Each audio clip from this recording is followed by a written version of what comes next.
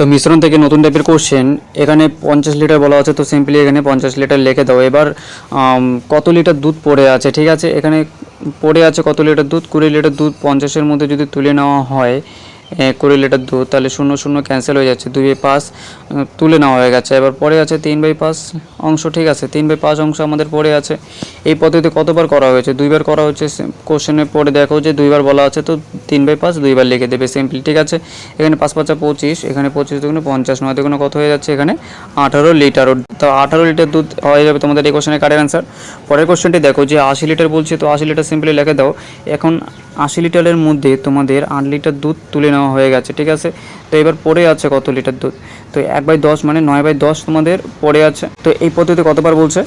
এই পদ্ধতি তোমাদের 3বার বলছে, তো 3বার সিম্পলি লিখে দাও। তো এবার যদি তুমি ক্যালকুলেশন করো তাহলে তোমাদের অ্যান্সারটি আসবে 58.32, ঠিক আছে, 32। যদি এই দুটো কোশ্চেন বুঝতে